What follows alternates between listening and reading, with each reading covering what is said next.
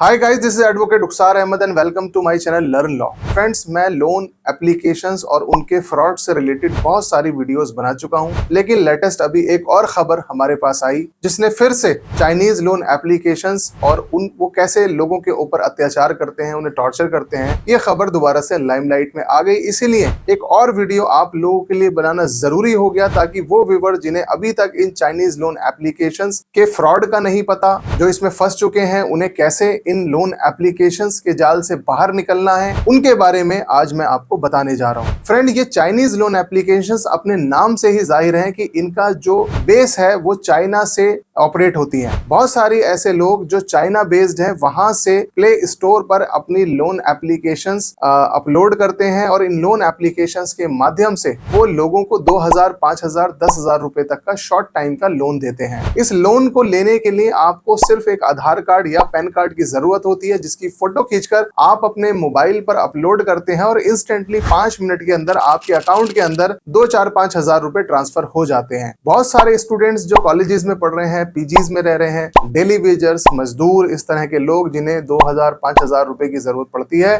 वो अपनी जरूरत के लिए इन लोन एप्लीकेशन से पैसे ट्रांसफर करवा लेते हैं। एक अंग्रेजी की कहावत है, there is nothing as free lunch in this world, कि दुनिया में फ्री लंच नाम की कोई चीज नहीं होती है। जो भी चीज आप लेते हैं, जो सेवा लेते हैं, उसकी आपको कुछ ना कुछ कीमत अदा करनी पड़ती है। ऐसे ही जब आप चाइनीज लोन एप्लीकेशन से 5,000 रुपए या 2,000 रुपए एक लोन बतौर लेते हैं, तो फिर अब उसकी कितनी बड़ी कीमत आपको चुकानी पड़ सकती है, ये आप तेजस नाम के एक युवक से जान सकते हैं, जिसने ऐसी ही एक लोन एप्लीकेशन से लोन लिया और उसके बाद वो इस लोन के दलदल में इतना फंस गया कि उसे आखिर में आत्महत्या करनी पड़ी। उसने अपने परिवार वालों को एक लेटर लिखा जिसके अंदर उसने तमाम ये बातें लिखी कि कैसे उसने एक लोन एप्लीकेशन से लोन लिया। उस लोन एप्लीकेशन के रिप्रेजेंटेटिव्स ने, रिकवरी एजेंट्स ने इस लड़के के साथ टॉर्चर शुरू किया और वो टॉर्चर इतना बढ़ता गया कि उन्होंने, जब लोन एप्लीकेशन इसके मोबाइल में अपलोड हुई, उस लोन एप्लीकेशन पर लोन अप्लाई करते वक्त कुछ परमिशंस लोन एप्लीकेशन आपसे मांगती है, जैसे आपकी इमेज गैलरी के अंदर वो परमिशन लेती है, आपकी वीडियो रिकॉर्डिंग, कॉल रिकॉर्डिंग और जो भी आपका डेटा मोबाइल के अंदर सेव्ड है, उस सब की परमिशन वो पहले आपसे ले लेती है।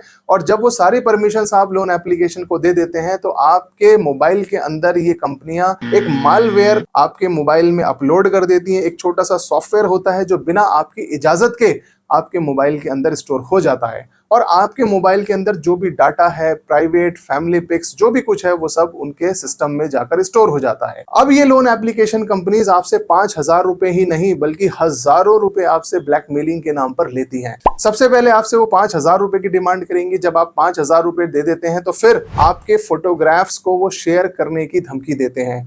बहुत सारे लोग ऐसे होते हैं जिनके मोबाइल में किसी भी तरह का कोई फैमिली पिक या कोई ऐसी अश्लील पिक नहीं होती, उसके बावजूद भी उनके फोटोग्राफ्स को आर्टिफिशियल इंटेलिजेंस, जिसे आजकल एआई कहा जाता है, उसके जरिए पॉर्न एक्टर्स के साथ मिलाकर एक तस्वीर बना लेते हैं और उसे उसके रिश्तेदारों तक भेज देते हैं और फिर उस लड़के या लड़की को जिसने लोन लिया है उससे वो ब्लैकमेल करते हैं। फ्रेंड्स, ये धंधा, ये इस वक्त स्कैम पूरे हिंदुस्तान में हो रहा है और लोग इस कच्चे लालच में आकर अपनी जिंदगी भी गंवा रहे हैं। जो लोग जिंदगी नहीं गंवा रहे, वो हर वक्त ब्लैकमेलिंग के प्रेशर में रहते हैं। उनको पैसा देना पड़ता है अपनी जान बचाने के लिए और एक मानसिक तनाव से वो लोग गुजरते हैं। आइए मैं अब आपको इसका समाधान बताता हूं कि अब आपको करना क्या है। सबसे पहले तो ऐसी कोई भी एप्लीकेशन आपको अपने मोबाइल में नहीं डाउनलोड करनी है, चाहे आपके पास पैसे की कितनी भी किल्लत हो। आपको चाइनीज लोन एप्लीकेशन से पैसे नहीं लेने।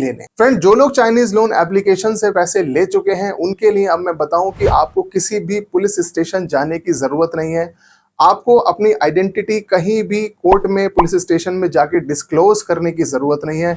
सिंपल भारत सरकार की एक हेल्पलाइन वेबसाइट है जो है cybercrime.gov.in। इस पर आपको क्लिक करना है। बहुत सारे ऑप्शंस इसके अंदर दिए गए हैं कि अगर आप किसी भी फाइनेंशियल फ्रॉड ऑनलाइन आपके साथ हुआ है तो आप इसमें अपनी तमाम डिटेल्स दीजिए, किस तरह से आपके साथ फ्रॉड किया गया, उसके स्क्रीनशॉट्स, उसकी कोई ऑडियो रिकॉर्डिंग है, उसकी कोई वीडियो रिकॉर्डिंग है, आप दीजिए। और फिर उसके बाद सरकार अपने साइबर क्राइम एक्सपर्ट्स के जरिए ऐसी लोन एप्लीकेशंस को ट्रैक करती है और उन्हें प्ले स्टोर से लोन एप्लीकेशंस को रिमूव करवा देती है। और जो लोग India based Chinese loan applications को ऑपरेट कर रहे हैं, यानी कि उनके दफ्तर दिल्ली, गुड़गांव या देश के छोटे या बड़े शहरों के अंदर हैं, उन्हें किसी भी तरह से वो पकड़ने की कोशिश भी करते हैं। इस मामले में आरबीआई भी बहुत ज़्यादा सख्त है। आप आरबीआई को भी अपना एक लेटर लिख सकते हैं जिसमें ऐसी एप्लीकेशन की डिटेल आप ज़रूर मेंशन करें। जो आपके साथ फ्रॉड हो रहा है उसको ज़रूर मेंशन करिए और आरबीआई को आप ज़रूर लिखिए।